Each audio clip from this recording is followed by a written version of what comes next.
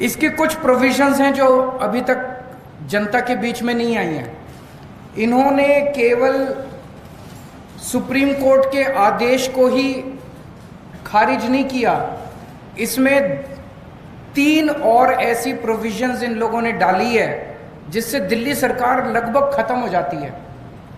इसके अंदर इन्होंने लिखा है कि अगर कोई मंत्री अपने सेक्रेटरी को कोई आदेश देगा तो सेक्रेटरी के पास ये पावर दे दी गई है, सेक्रेटरी डिसाइड करेगा कि मंत्री का आदेश लीगली ठीक है कि गलत है।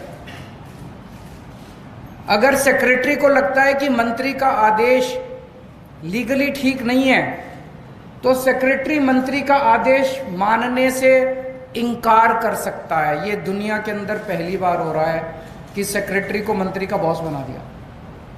आपको 2 उदाहरण देता हूं, अभी पिछले हफ्ते हुए हैं दिल्ली सरकार में।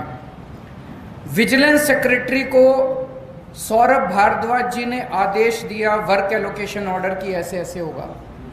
विजिलेंस सेक्रेटरी ने अपने आप को अब एक दिल्ली सरकार के अंदर इंडिपेंडेंट अथॉरिटी डिक्लेयर कर दिया है।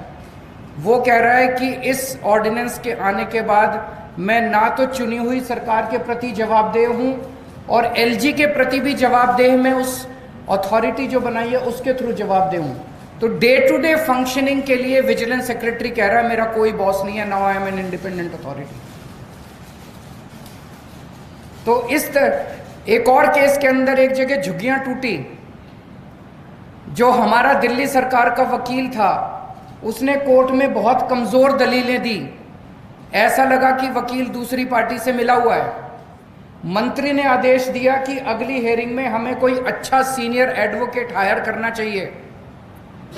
तो सेक्रेटरी फाइल पे लिखती है कि वकील हायर करने का प्रेरोगेटिव सेक्रेटरी का है, मंत्री मुझे आदेश नहीं दे सकता कि कौन वकील हायर करना चाहिए, इसलिए आपका आदेश इलीगल है, मैं आपके आदेश को नहीं मानती। ऐसे सरकार कैसे चलाएंगे? अब तो हर सेक्रेटरी ये डिसाइड कर रहा है कि कौन सा आदेश लीगल है और जिसको मर्जी इलीगल डिक्लेयर कर देते हैं। बस अब सेक्रेटरी की डिसीजन फाइनल है, वो सुप्रीम कोर्ट, हर सेक्रेटरी सुप्रीम कोर्ट का जज बन गया है। एक और इसके अंदर प्रोविजन है, चीफ सेक्रेटरी को ये पावर दे दी गई है कि वो डिसाइड करेगा कि कैबिनेट का कौन सा डिसीजन लीगल है और इलीगल है। कैबिनेट सुप्रीम होती है, जैसे देश की कैबिनेट सुप्रीम है, राज्य की कैबिनेट सुप्रीम होती है। अब इसके अंदर ये पावर दे दी गई है, चीफ सेक्रेटरी तय करेगा कि कैबिनेट ने अगर कोई निर्णय लिया तो चीफ सेक्रेटरी डिसाइड करेगा कि वो निर्णय लीगल है कि इलीगल है। अगर उसे लगता है कि इलीगल है तो वो एलजी को रेफर करेगा और एलजी को पावर दी गई है, वो किसी भी कैबिनेट के डिसीजन को पलट सकता है। आज तक भारत के इतिहास में, दुनिया के इतिहास में ऐसा कभी नहीं हुआ कि ब्यूरोक्रेसी को मंत्री के ऊपर सेक्रेटरी को बिठा दिया और कैबिनेट के ऊपर चीफ सेक्रेटरी को बिठा दिया। ये आज तक कभी नहीं हुआ।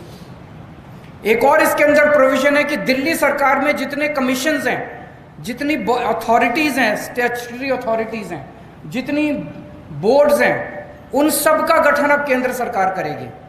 तो दिल्ली जल बोर्ड का गठन अब केंद्र सरकार करेगी, तो वही चलाएंगे फिर water sector. Delhi transport corporation का गठन अब केंद्र सरकार करेगी, तो वही चलाएंगे ट्रांसपोर्ट सेक्टर।